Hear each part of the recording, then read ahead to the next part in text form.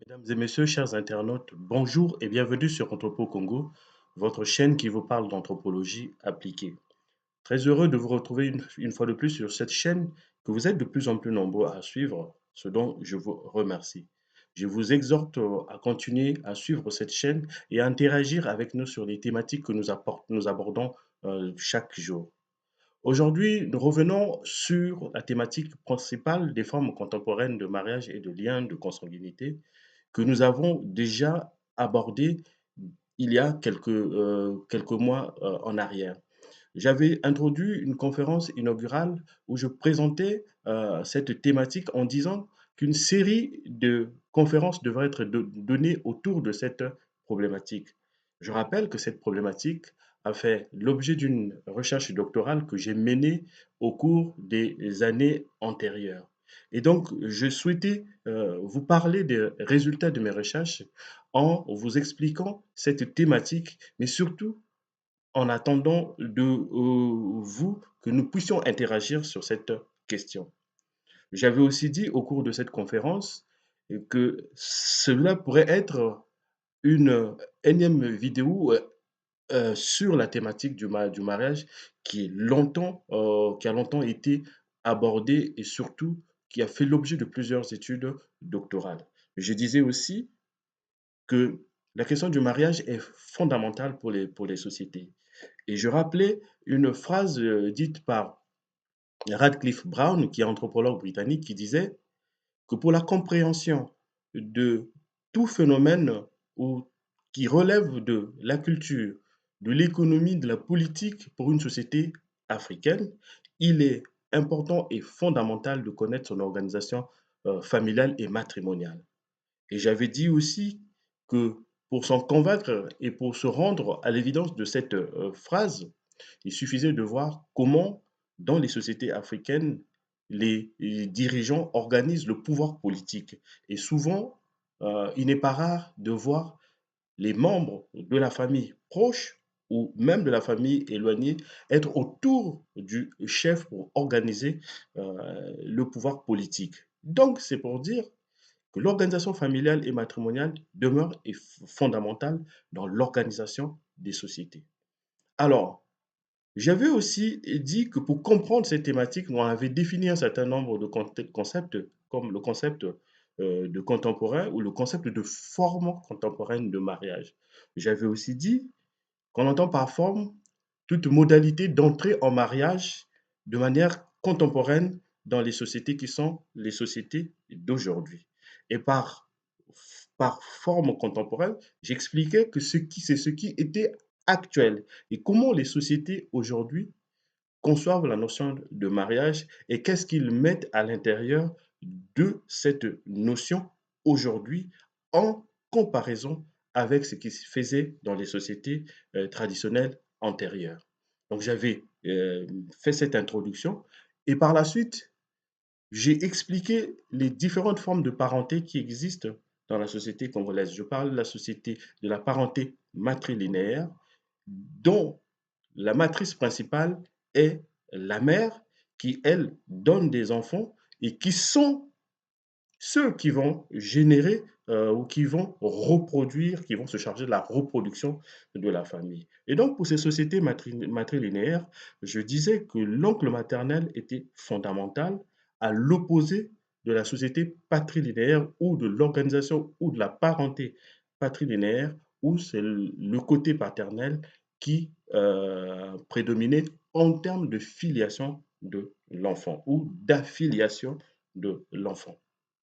Donc, c'était pour planter le décor et aussi j'avais, parlé de ce qu'on entendait par lien de consanguinité et j'expliquais que la consanguinité peut être agnatique ou utérine. C'est-à-dire que l'enfant, est affilié du côté de la mère pour les sociétés matrilinéaires et donc parce que le sang qui est le sang de la mère se transmet aussi à ses enfants.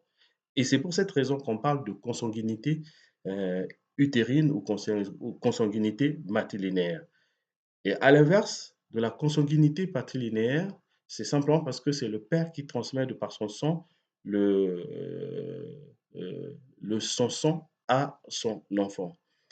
Et ce qui faisait la différence entre ces sociétés, c'est la question de l'affiliation qui elle-même aboutit à la question de l'héritage et de la succession. Dans les sociétés matrilinéaires, l'enfant hérite de son oncle maternel, alors que dans les sociétés patrilinéaires, l'enfant hérite du père et de toute la lignée du côté de son père, ce qu'on appelle les oncles paternels. Et donc tout ça, c'est ce qui organise la société congolaise de manière générale.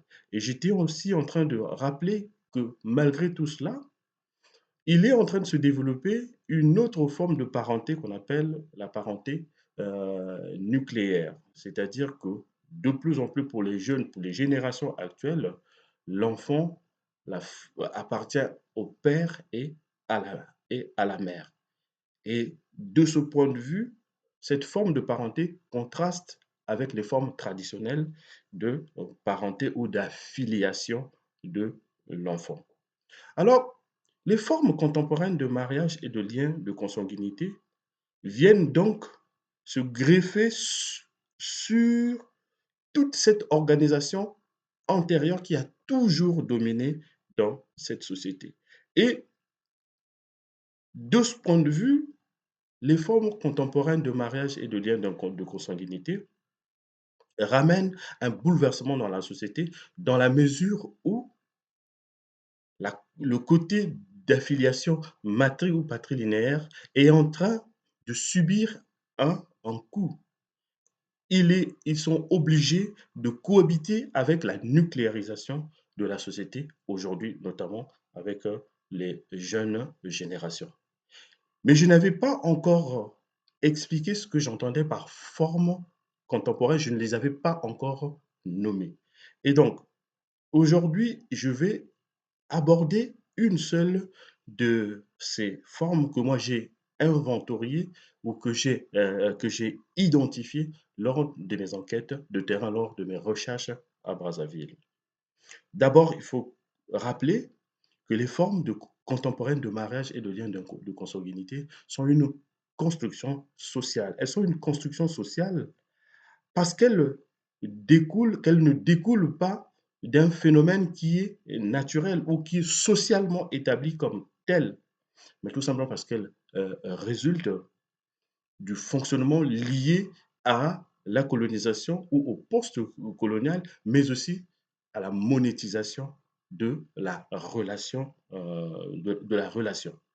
Donc, de ce point de vue, ils sont une construction sociale, mais ils deviennent une catégorie parce que, en tant que chercheur, je suis arrivé à les nommer comme tels. Et donc, j'ai attribué à chaque forme un nom générique pour le nommer et pour mieux l'identifier afin de mieux l'étudier. Et c'est donc cette étude que j'ai voulu mettre à votre disposition. Donc, la première des formes que moi j'ai étudiées via l'observation participante qui m'a conduit à observer les dynamiques matrilinéaires, plutôt les dynamiques parentaires, mais surtout les dynamiques matrimoniales dans la ville de Brazzaville, est celle que j'ai nommée le mariage sanction.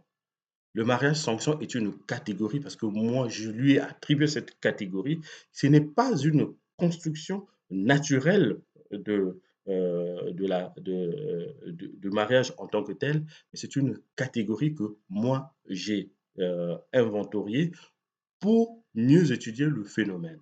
Alors, ce qui se passe, c'est que pendant quelques années, j'ai fait des recherches à Brazzaville et j'observais les dynamiques matrimoniales. Comment, dans cette période que j'ai choisie, c'est-à-dire qui part des années 2013 à 2019, quel type de mariage on observe à Brazzaville? Et donc, j'observais et j'ai fait des enquêtes de terrain où j'ai discuté avec un certain nombre de personnes concernées ou pas concernées par cette forme que j'ai identifiée en premier lieu, que moi j'appelle le mariage sanction. Et c'est au fil de cette observation que j'ai abouti à la construction de cette catégorie que moi j'appelle mariage sanction. Mesdames et messieurs, chers internautes, je reviendrai dans un deuxième temps pour expliquer ce qu'on entend par mariage sans sanction et quels sont les éléments qui entrent en ligne de compte dans la construction de ce type de mariage pour mieux l'étudier et comment j'ai pu étudier cette forme et quelles ont été les choses qui découlent des observations menées autour de cette catégorie de mariage que j'ai intitulé le mariage sanction. Une fois de plus, merci chers internautes. Je vous exhorte à suivre davantage Anthropo Congo, à vous abonner, à liker et surtout à partager. Une fois de plus, merci. Au revoir.